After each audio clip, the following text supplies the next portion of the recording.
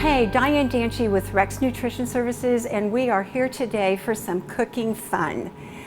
The Mediterranean diet has been out in the marketplace for years. It has a long track record for heart health and longevity. They're just healthy people and they don't tend to get the diseases we get. And so we look to that lifestyle and we look to that diet to help learn how we can eat healthier. One of the earmarks of the Mediterranean diet is that their main source of protein is fish. We had friends that visited there a couple years ago and he said he had fish he'd never eaten before. So it's readily available, and it's more readily available here than it ever used to be. Another hallmark of Mediterranean eating is that it's plant-based eating, so they have a huge intake of fruits and vegetables. But we're going to look today at one of our family's favorite recipes. It's called grilled citrus salmon. It has lemon and lime zest and some wonderful herbs as a topping on it. I think it's very simple, and I hope you love it and that you will try it at home. So we're going to start by making the topping. It's very easy. We've got somewhere between 3/4 and a teaspoon of salt, and I like the kosher salt, and 1/2 teaspoon of ground black pepper. This is another zing for this recipe. It's a full tablespoon of finely minced garlic. And you want these topping ingredients to be small because you're going to pat it on the fish and you don't want it all to fall off. And we're going to talk about zest in a minute here, about why I do it this way. This is grated lemon zest and lime zest, and that's 2 teaspoons for each of those. And then again, my favorite is the thyme. It's a tablespoon of finely minced fresh thyme leaves, and then 1 tablespoon of minced Italian parsley. So those are the basic ingredients, and it's beautiful, and it comes off the grill beautiful. And by the way, we like this best on a charcoal grill, so you can try it there. We're doing it on a griddle pan today because we of course don't have a charcoal grill in our demo kitchen. And then we've got a tablespoon of preferably first cold pressed extra virgin olive oil. So there's our topping.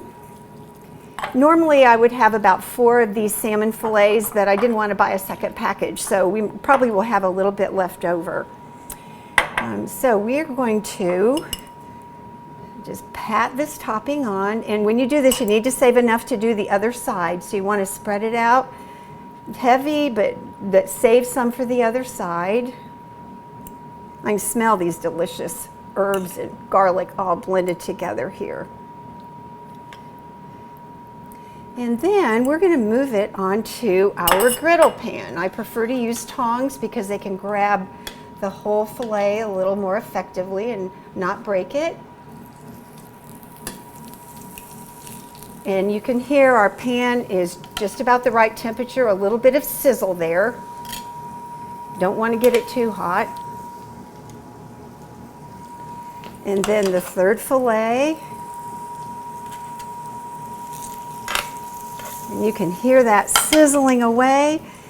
And then we are going to put the rest of our topping on the other side. You cook this 3 to 5 minutes per side. And it's important, most of the time, don't overcook your salmon. Some people like it well done. It's going to continue to cook a little bit once you take it off of the heat, so don't leave it on there way too long. I like mine pretty pink in the center, but not sushi pink. So they're again 3 to 5 minutes per side, and you can kind of watch the side of the fillets to see as they get more opaque, and flip about halfway through when it's cooked about halfway through. So I said something about the lemon zest. This is a lemon zester. Many of you may all know this. I learned this in adulthood. And a lot of people like to use it to peel the lemon zest off this way. You are not supposed to get into the white because that's the bitter part. However, normal lemon zest. For this recipe, I encourage you, use a fine grater and get it finer, much, much finer. What I have found is it falls off when it cooks. So easy to grate it with a small grater. Let's see, I think we're going to get this nice and brown. Good, good, good. One of the questions I often get from my clients is, how do I know if the fish I'm buying is safe? Wild caught, pretty much safe all the time. People have concerns about farm-raised fish. If you look carefully, there are seals that you can find on fish that come from safe aquaculture farms. And those seals will be assurance to you that the farm has been tested, that the fish is not full of lots of pesticides.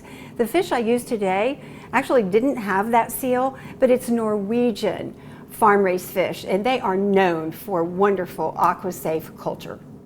All right, looks like this is done. It's been on for about 3 to 5 minutes per side. As you can see, it's browned up beautifully. The herbs have gotten nice and brown and a little crisp, which is one of my favorite things about this. And just one nutrition note as we wrap up this delicious Mediterranean recipe. One of the reasons we encourage salmon and tuna is because they are fishes that are higher in omega-3 fatty acids, and all the research is telling us that they are anti-inflammatory and very heart healthy. So make yourself some healthy salmon, and I hope you enjoy this recipe.